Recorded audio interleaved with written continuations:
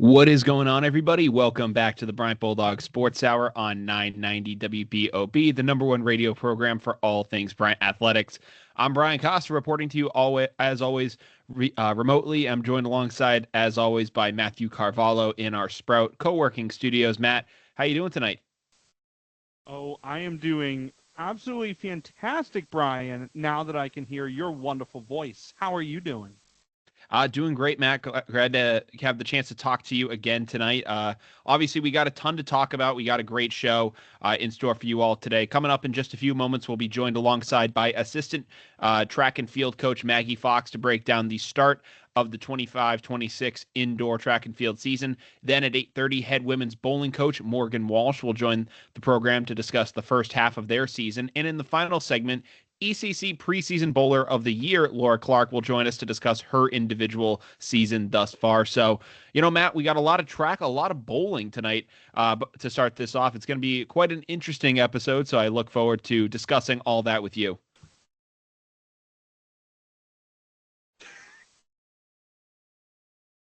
Matt, you got Brian. Yeah? How about him, Matt? Listen, I'm looking forward to it. I mean, listen, we here in the Bryant Bulldog Sports Hour, we're always doing different things on this show. So I'm excited to do it. I mean, listen, we got a chance to talk with Coach Walsh, who I actually got a chance to, work alongside with during the 2025 ECC championships. And, Matt, I think we've talked a little bit about this story, behind the scenes and things like that. But my story of getting to the ECC championships was, quite an interesting one. I think, Matt, are you familiar with kind of the gist behind this story? Tom. Oh, I'm so sorry for offending you. Brian, it's one of my favorite stories. So I guess I guess we're kind of bearing the lead there. So we'll kind of jump in. So, Matt, both you and I had the chance to go watch Bryant in March Madness this past spring. I flew out to Cleveland, Ohio. You ended up driving out with a friend, and you guys ended up, making the 10-hour trek out there to go cover Bryant in their game against Michigan State. And we commend you for doing that. That was great to have you guys out there with your coverage, and we really appreciate what you guys provided. And then I remember you guys turned around and you guys went home pretty much right after that. Am I right? Yeah, that's right. As soon as around 1 o'clock in the morning, get done talking in the press conference, make my goodbyes, hop in the car, and away we go. Yeah, absolutely. Yeah, I mean, it was really something. I was, obviously it was crazy to see how that all transpired. You ended up, what time did you probably get back from like that 10-hour drive? So, I mean, I left at 8 in the morning Friday, got there around 7 p.m., went to B-dubs across the street from the stadium. Sure. Got into the stadium around an hour before tip-off. I caught like the last few minutes of that Marquette game. Yep. And then got set, went to the game, left around 1 a.m., somewhere around there, and got back around 3 p.m. Yeah. That Saturday. Wow, that is a day and a half, man. That's a long trip. It's a lot. I mean, it takes Red Bull, Red Bull trips to McDonald's. Yeah. And just a lot of energy. It was rough. Absolutely. So with this being, a very bowling centric episode tonight, I figured it'd be kind of appropriate for us to discuss, my way of getting back from March Madness. So I remember when the game ended. So like you said, the game ended around like, what was it? Probably around like, so the game ended around, I think, like 12:30. But then after, with getting back to the studio or doing post-game interview and getting back to the hotel, it was probably about 1:30 by the time we got back to the hotel, the team hotel. And then from there, we ended up going to, we saw some people were kind of just like, chatting about the game, chatting about the season. That took about another 90 minutes. I probably got to bed around 3 p.m. And I set an alarm to wake up at 4 p.m. because at 5 p.m. myself and then Britt King, who, was a member of our administration, we ended up driving, I think it was around, 5 or 6 hours from Cleveland to what I believed to be Philly at the time. And I remember I chatted with, Britt on this drive, and, Britt is a great, she's a great member of the Bryant Athletics administration. She's done a great job for us. And I was chatting with her because, she's a former coach. And I had said, you've recruited all over the country. When's the last time you've been to Philly? And she said to me, well, Brian, it's been a couple of years, but we're actually not going to Philly. And I was like, oh, interesting. Where are we going? And she ended up telling me that we were going to go to Wyomissing, Pennsylvania, to go cover the women's bowling championships, which, when I first heard that, I had no idea where that place was. I've since learned it's, I think it's the headquarters for where Santander Bank is located. It has, it's basically right next to like Amish country. And I remember, pulling up to the bowling alley, not knowing what to expect. I walk in and, Bryant's in the middle of a absolute heater trying to compete for a conference championship. And I remember, it was kind of crazy coming right off March Madness and walking into a different, type of atmosphere. And I remember getting a chance to, talk to the players, things like that. And I remember, one of the first things I did, like I just said, like, hey, do you girls want to do a mic'd up? And they were like, absolutely. So I put together a mic'd up video for them and put it up on their socials. They loved it. I made like another highlight video for them for the next day. And, they absolutely loved it. And, Coach Walsh is a great person. Has a great team around her, and they are a very interesting group. And I'll say that, like, they have a great cast of characters from Laura Clark to Olivia Hillman. They have great camaraderie with one another, and it was great to have the chance to cover them at that tournament, and kind of cover a sport that I wasn't too familiar with, and that was something I really had a chance to do during my 2 years as a grad assistant at Bryant. Was kind of get into areas that I wasn't too familiar with. I covered volleyball, which frankly, I had only had experience with maybe from, backyard cookouts and things like that. And then covering men's lacrosse, which frankly, I had really never had any, prior knowledge or experience with. You'd see it in passing, and you knew some people that might have played it in high school, but I had no real knowledge of the sport. And that was awesome to kind of pick up and learn the little nuances of the game and things like that. And then obviously I had a chance to cover basketball and track and field as well, but those little side sports and things like that too, where, you didn't really maybe know a ton about them going in, really gave me a new perspective on it. And it was really interesting to see, but I can definitely tell you, Matt, it was one heck of a trip to get out there. Oh, I believe it, Brian, it's just, I'm glad that both of us had some bizarre, interesting story from that game. Because if you look at it, most people will just look at it as, oh, they reported on March Madness and they went home, straight, regular everyday story. But we're not Nick Coit and Ian Steve. No. Hop down, fly back, and sip margs and do whatever you do. No, I mean, you have to have a wacky story with it. No, not at all. But I will tell you, Matt, I got to give the bowling parents a lot of credit. They have a great time. And I mean, like, they are, they like, it's a very crazy atmosphere because, like, the parents and everyone that's out to support, they're basically right behind the team as they're competing. It's not like, it's soccer or football or really any other sport where there's like a dividing, like, fence. Like, at most there might be like a rope that's just saying like, hey, stand behind here. But like, the parents can essentially be like right up next to like the players, which is a very interesting kind of atmosphere. Like, having it that kind of an intimate setting, it's definitely very different than anything else I had really covered. What's your high score for bowling, Brian? Jeez, I you know what, you're putting me on the spot here. I don't even know. I really don't know. But I've had a few good times over at CW Lanes, but I can definitely tell you that Laura Clark, who we're gonna have on tonight, and some of these players that Coach Walsh has coached over the years, they would put us all to shame, Matt. I can definitely tell you that. Brian, where I've done a lot of bowling, especially in my youth? EP Lanes. Okay. Yeah. Bryant Bulldogs. Absolutely. That's awesome. It's great to see. So, Matt, like, obviously it's, exciting to get a chance to get to, talk with Coach Walsh and then, Laura Clark later on the program. We do have Coach Maggie Fox joining us up at 8:15. So we look forward to talking with her about all of that. Before we go to commercial though, Matt, obviously, we're in the middle of basketball season. I know, Bryant men's basketball just fell to Brown in an Ocean State match, this past Friday. Just give me your thoughts on the game. Look, Brian, it's just, it wasn't what was hoped for. And, I talked about it on the previous two shows, the playbook at 6 p.m. and Big Man Off Campus on 7 p.m. Tune into those on 990WBOB.com. But, look, I talked about it, and it just was a disappointing performance. And, Coach Christian was not, soft about it in the post game. Definitely laid it there on his chest in his own quote that this was the worst game he coached. He said it outright in the press conference. And look, I admire the ownership of that and, coming out with that. And it wasn't the best game.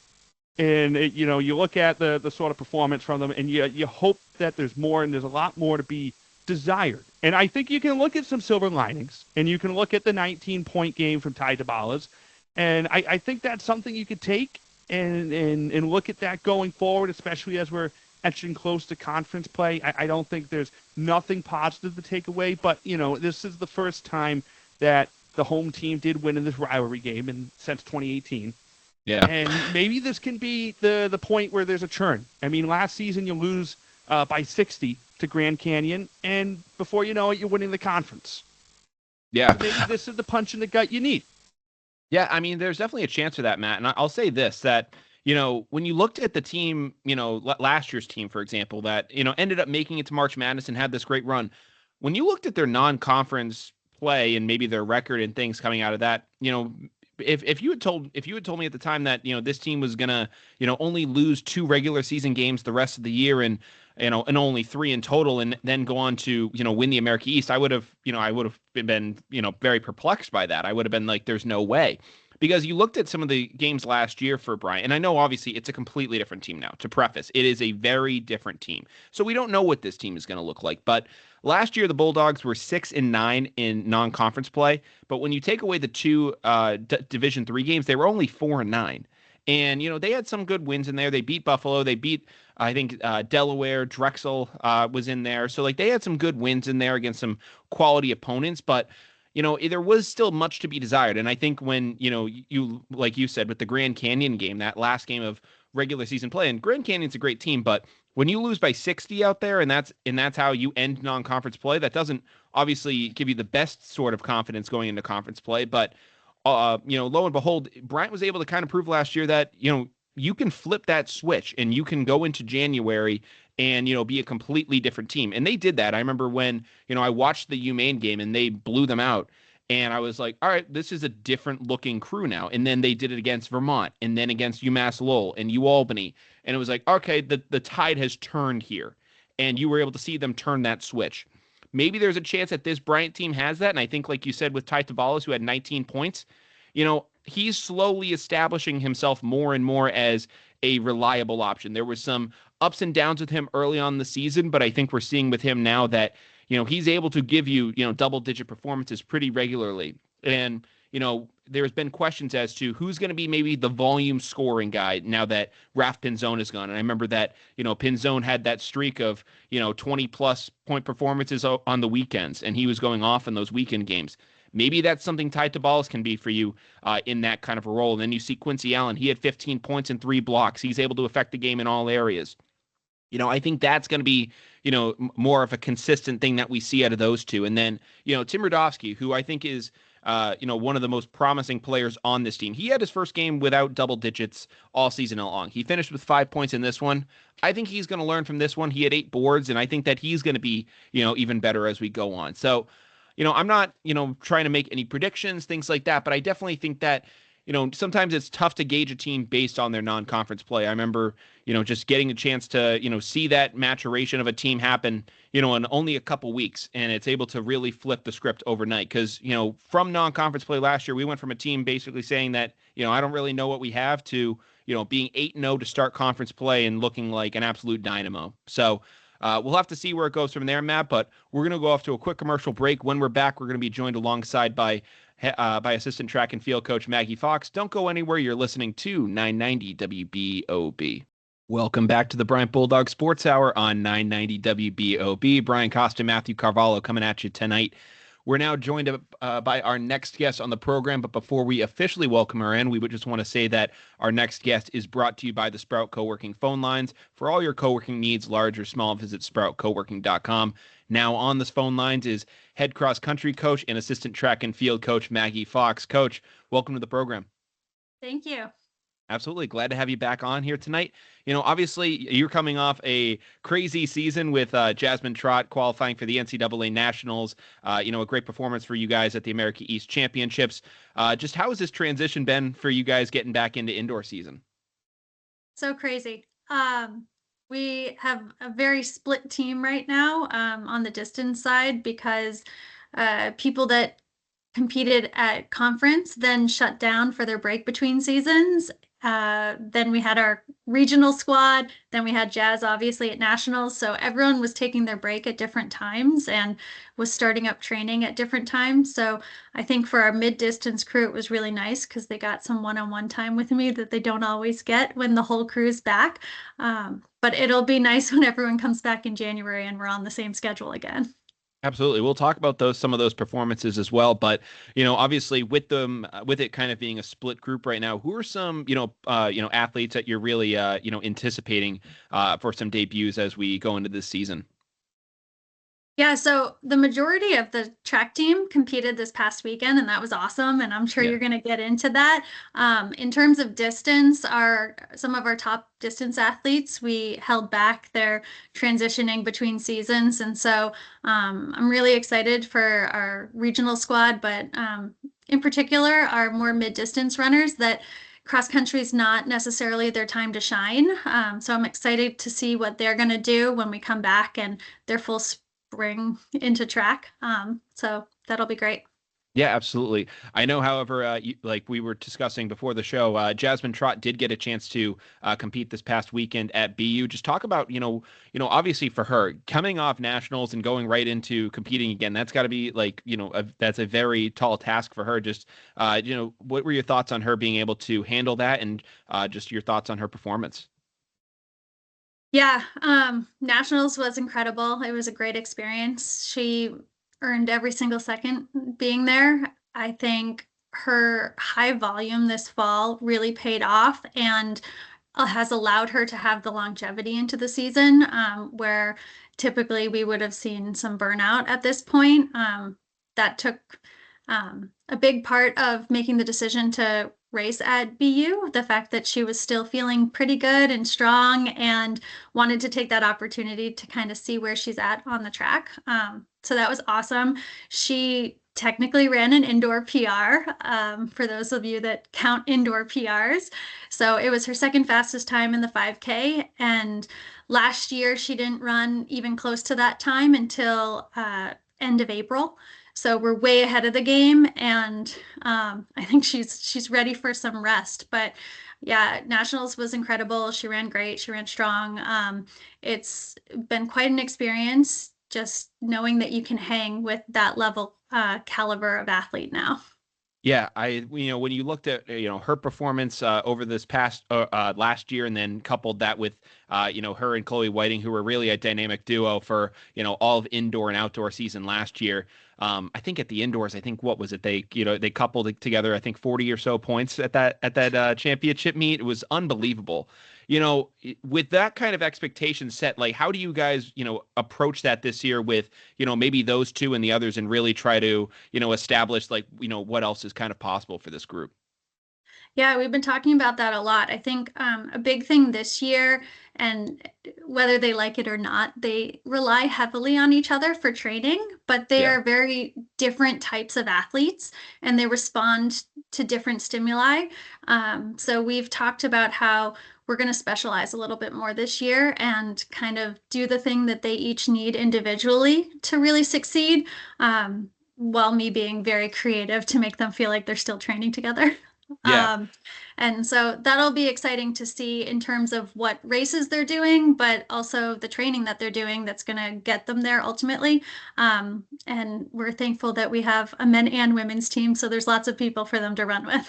Absolutely. Speaking about the men's team, they ended up coming away with the win at the Alden Invitational to open up the season. Just, obviously, we've heard, we've been able to hear and see what the women's team has been able to do over the past couple of years and the success that they've had. But, I remember I've heard, Coach Mitch talk to some of the guys, and he said that, they're, on the come up, they're on the cusp of doing really great things, and they were able to start this season with a win. Just, talk about the progress that they've all made.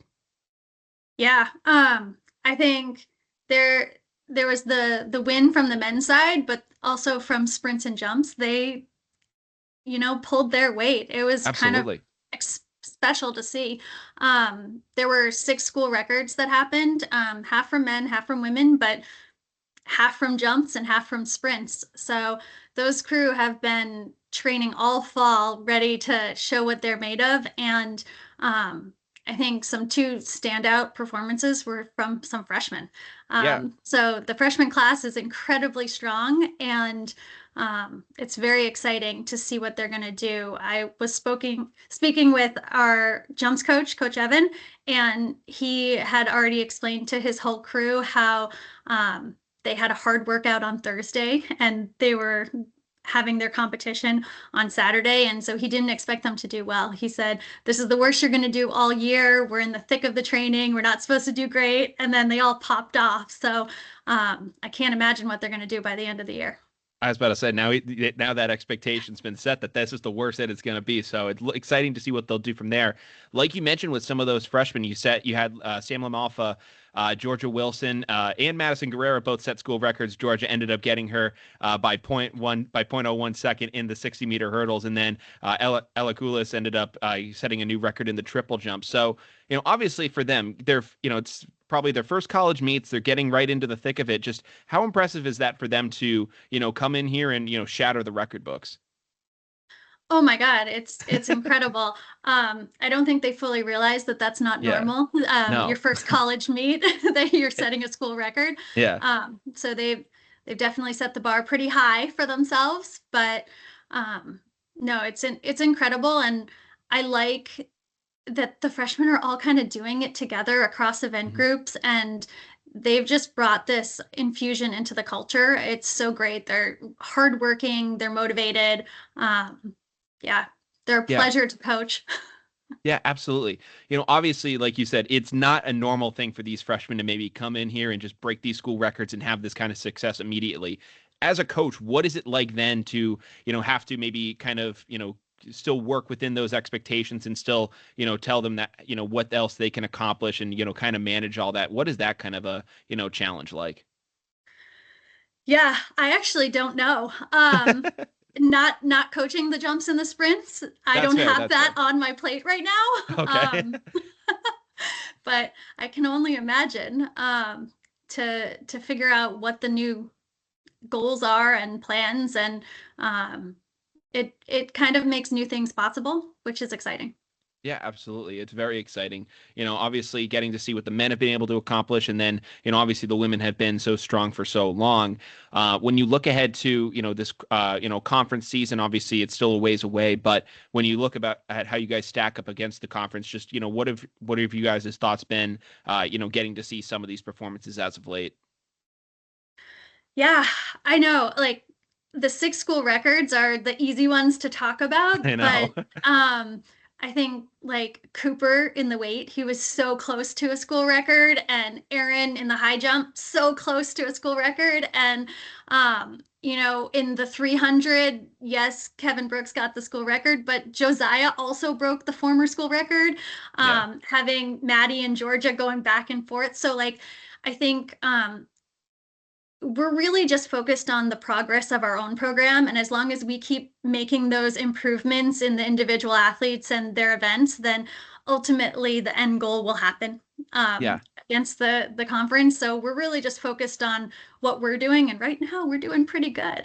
Yeah, absolutely. And obviously with it being the fact that, since Bryant's made the transition from the NEC to the America East, we're finally getting the chance to see, what some of these, America East level recruits are able to really do for this program. Just as a coach, getting to see them, rewrite the record books, do all this stuff. Just how exciting, again, is that for you just as a coach, seeing, what is now possible at Bryant? Yeah. I think it's great.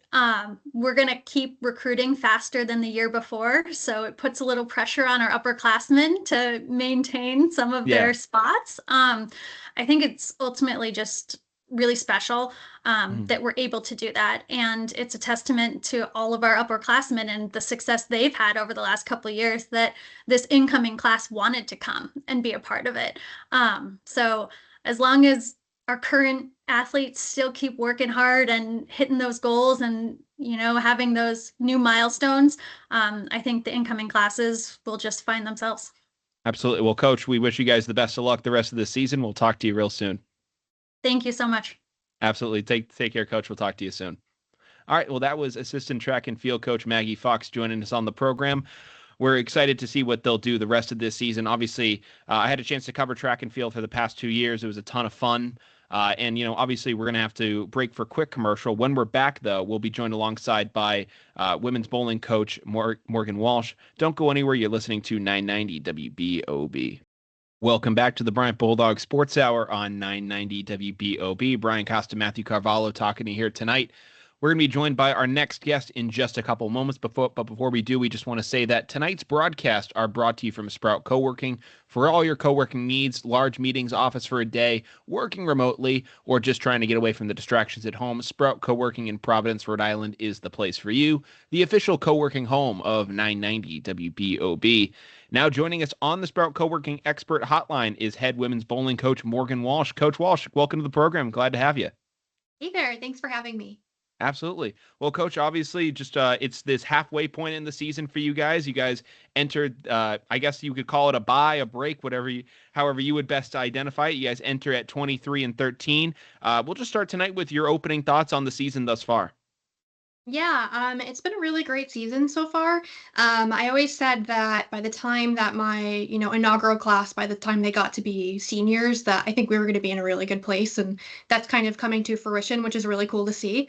Coming off of a not great end to last year, we really wanted to get that championship, but came really close. I think everyone was really hungry for it. And I think you can see the work that was put in over the break and how that's kind of translating into the season. Absolutely. I was talking with my co-host Matt ahead of the show. Well, in the opening segment tonight, and we talked about that championship appearance for you guys, and that whole experience. I had a chance to obviously film with you guys and do some stuff at that championship, and it was a great experience. Just for the team and maybe the returners. Just what was that learning experience like in your opinion, and what have they kind of taken away from that? Yeah, I mean, I think when you're faced with adversity like that, you kind of have two options, right? You can choose to sit in that and, not get better and kind of play the woe is me, it should have been us type card, or you go back to the drawing board and you get stronger and you grow from those experiences. And I think that's kind of, as a whole group, what we really bought into is that, you can't change that output now. You can't go back and what would you have done differently? It doesn't matter now. It's what are you going to do now in the future, to prepare yourself for when that opportunity arises again. And thankfully we were able to stay in the East Coast Conference again for another year. So, all that matters is what's ahead. Yeah, absolutely. You guys were predicted to finish second in the conference coming into this year. Like you said, you have your inaugural class reaching their senior year. You have standouts like Laura Clark, who was second team all ECC. And then you had, ECC Preseason Player of the Year for that matter. And then you have Olivia Hillman, who's gotten back-to-back ECC Bowler of the Week honors. Just, how impressed have you been with them, in this maturation process and getting to hear? Just talk about what it's been like getting to be with them for these past 4 years. Yeah, I mean, I wouldn't trade the experience for the world. Watching them grow and become the athletes that they are today is really just my biggest accomplishment, I think, as a coach. And seeing where they came from, just a short 3.5 years ago to now, it's really just such a great, rewarding experience. And I think it's why us coaches do what we do, is to see them kind of grow. And, particularly Olivia, like when she came on her visit, she said probably 2 words to me. And now, she's such a good kid and has really come such a long way. And Laura has really stepped up in a captain's role, which, she'll be the first to tell you that she didn't even think she was going to bowl, in college. But so the way that those two in particular have really kind of grabbed this by the horns and took control of their college experience is really cool to see. Yeah, absolutely. I think that obviously, when it comes to Laura, we've seen what she's been able to do out there, and she's been, an absolute, dynamo for you guys. But then, with Liv this season, with her, with her 2 Bowler of the Week honors, and getting to see her get her shine, just how special has that been for her as well? Yeah, it's been really such a cool experience to see because I know the work that she has put in. she is a natural athlete. And I think, she's kind of leaned into that about herself. Her confidence has really soared as well. And it's really cool to see kind of the dynamic of Laura and Liv and how they kind of play off of each other, and they realize that they can make each other stronger if they work together. So, they're always fighting for that kind of 4 or 5 spot in the lineup. Sometimes I switch them and then the other one figures it out and then we go back, and, it's kind of fun to have that depth, to be able to have people to kind of play different roles, which is really cool. Yeah, when you talk about that depth, you obviously have mentioned this upcoming senior class, but you've had some young blood providing some help to you guys this year. Mm-hmm. Madison Lewis earned ECC Rookie of the Week honors and has been a big help for you guys this year. Just talk about how impressed you've been with her being able to adapt to the college game and really have an impact on this team right away. Yeah, she's took to it so naturally. I remember back to my freshman year and I was terrified. And, I don't think I could have done, what she has done so quickly. Her energy is unmatched. She's just such a player, a team player, and they really feed off of her energy. Even Jessica Swenson, our other freshman, has really kind of stepped up as well, particularly early in the season. And it's really cool to see them kind of be the future of the team, and give them now a couple years and see where we're at. It's just, I think every class that's come in has set, even a bigger foundation, and is going to keep the legacy even growing bigger and bigger than what it is now. Yeah, obviously with those players now getting towards the end of their eligibility and all that stuff, what is it now like for you now having to, obviously that this is now more of a year away, but what is it like now, having to maybe play the chess game of saying like, all right, well, I'm not going to have this person next year. Like, what's that like now as a coach? Maybe where, these past couple of years, it wasn't really something that was in your mind, now having to, deal with, see that on the horizon. How has that challenge been? Yeah, it's been tough.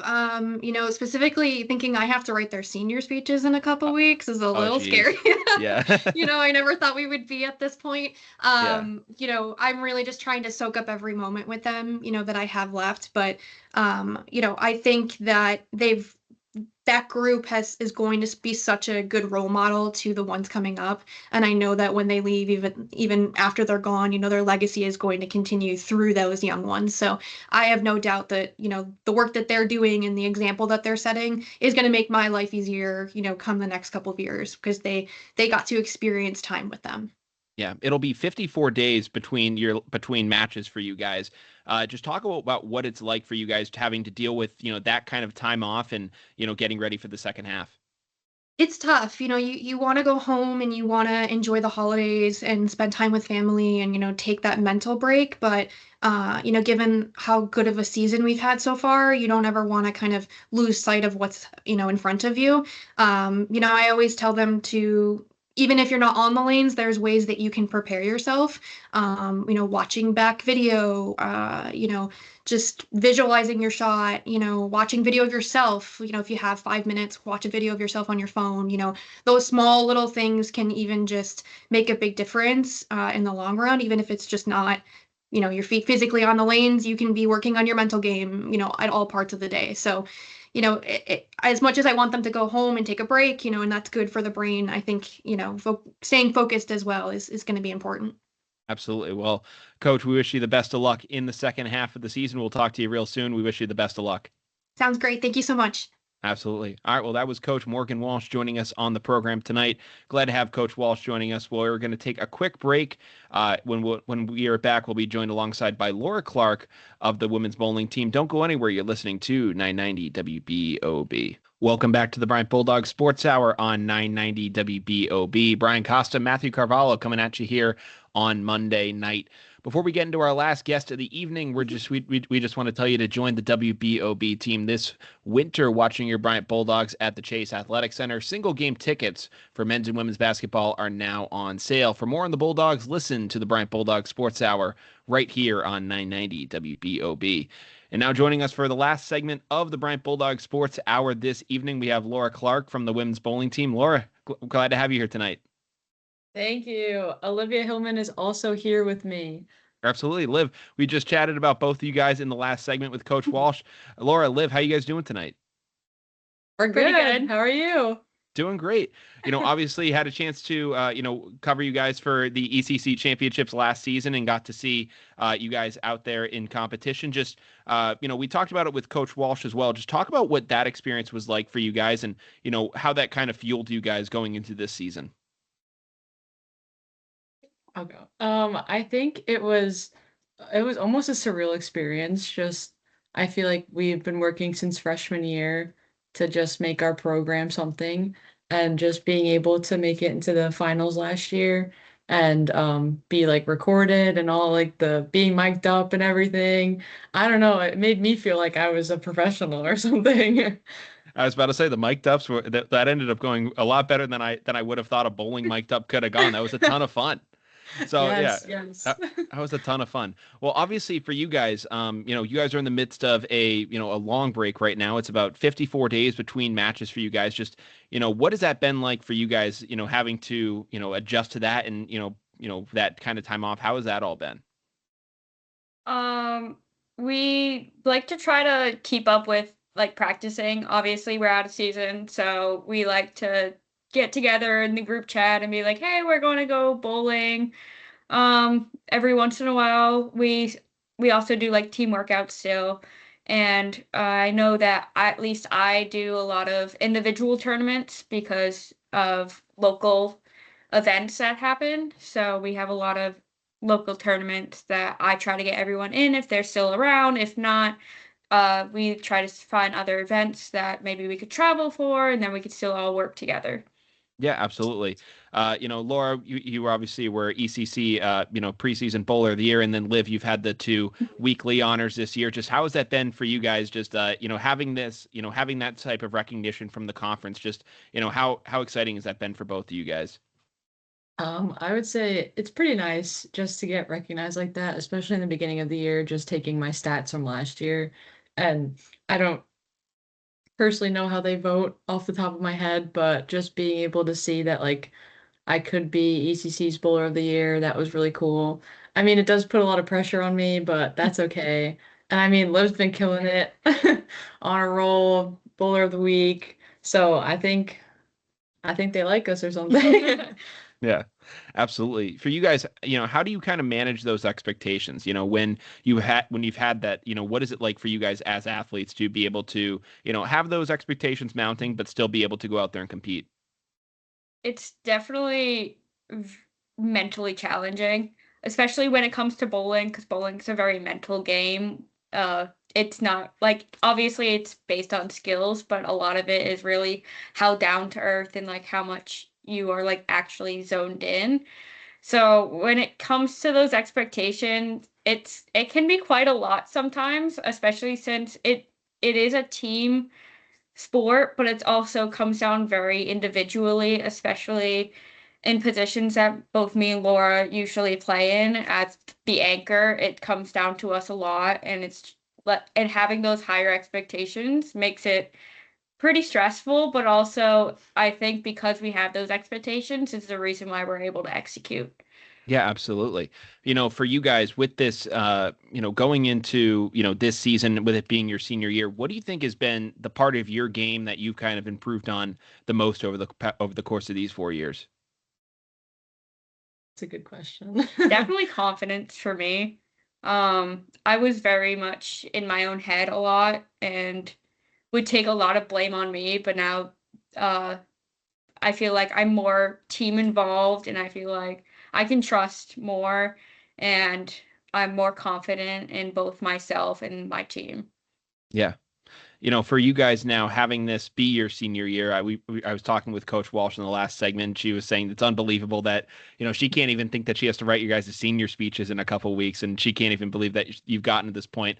For you guys, but over the course of these 4 years, just, talk about the emotions with this being, kind of the last dance and getting a chance to, compete this year. I think it's been very bittersweet for us.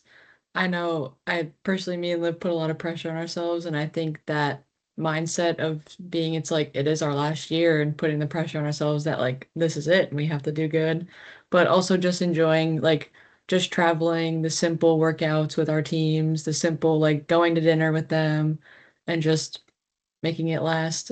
We always make the joke of like, this is our last or our last first. Like last week was our last practice of our first semesters like ever. Yeah. We joke about it, but it's getting real. Yeah. I was about to say, has that sunk in yet, or is it still, you guys still kind of just, going through the motions with it? Oh, I'm going through the motions. I think during Christmas and this break, we're gonna come back and it's really gonna settle in because that's when we start honing down for ECCs. So I think that gradual incline to go into ECCs is gonna be a big old wake up call. Yeah. With all those different things, it being a great start to the season for you guys with 23-13, and then, like you said, going into the Christmas break and coming back out and, being right in the heart of, conference competition. How do you guys keep your foot on the gas and, stay, competitive? I think it comes a lot from coach. I feel like every practice is always like a test of doing something, like either honing down on practice or just doing competitions within ourselves and just making sure that we're staying on top of it. We're staying like in that mindset, even during like when we have tournaments going on and when we don't have tournaments going on, like especially in breaks like this, because we had such a good first season going into the break and still having that mindset for the second season and just continuing on from there. Absolutely. Getting a chance, obviously, to, cover you guys for that ECC championships. It was, awesome to see just, the bowling atmosphere is very different than I'd say almost any other sport where you have, your friends and family, almost on top of you guys. It's just for you guys getting a chance to have had them, behind you guys and have them, kind of in your corner like that. How special has that been for you guys throughout your careers? I mean, it definitely helps because it feels like we have a lot more like support. Like it's different from like parents on the sidelines of sports games. It's just kind of like they're still there and they can help. I know we usually aren't allowed to talk to parents that much, like so that we don't distract ourselves. No, yeah. But they are very helpful when it comes to like bringing snacks and food and everything, and they're just there to help. And I think coach appreciates it as well because we don't have like assistant coach or anything. So when it comes to helping out like the team, they're right there to do it. I was about to say they bring the passion, the energy. I remember going to that championship Sunday for you guys, and it's 8 a.m. and you could have told me it was like midnight there. I mean, it was it's a awesome atmosphere with those parents out there supporting you guys. So it's a really special thing. So Laura, Liv, I really appreciate you guys taking the time tonight. We wish you guys the best of luck the rest of this season. Thank you. Absolutely. Have a good night, girls. Thank you too. Absolutely. All right. Well, that was Laura Clark and Liv Hillman joining us on the program. Matt, obviously, it was a great show tonight, having them, Coach Walsh, and then Coach Fox joining us tonight. As we head into the end of the show, just kind of give me your overall thoughts. Yeah, Brian. I mean, I am just so excited for some Bowlerama. Yeah, I was about this is look. I said it earlier. I like the one great thing about this show is it gives you some knowledge on sports you may not really, have in your forefront mind all the time. And I just got to sit back and listen to 30 minutes of fantastic Bryant bowling. I think I might go to EP Lanes. Yeah, I love to see it, Matt. Well, listen, we appreciate, all the support for you in the studio with us. Before we go, any takes, anything that you kind of want to leave us with tonight? Look, I mean, it's just an exciting time. For Bryant Athletics, plenty of great sports you can see coming up. I mean, some cross-country action looking fantastic coming up. Those things to look forward to. And, of course, some Bryant basketball coming up, too. See how they're going to get things going as they take on Iona on Wednesday in a big matchup there. Just a lot of great things to look forward to in the next few weeks in Bryant Bulldogs before we turn the new year.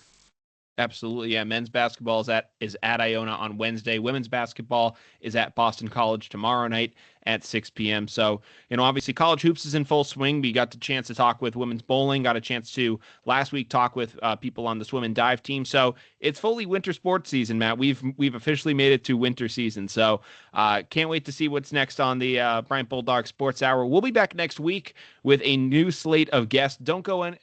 We hope you guys tune in next week. We can't wait to talk with you all then. From the Bryant Bulldogs Sports Hour, Matt Carvalho, I'm Brian Costa. We'll see you guys next week.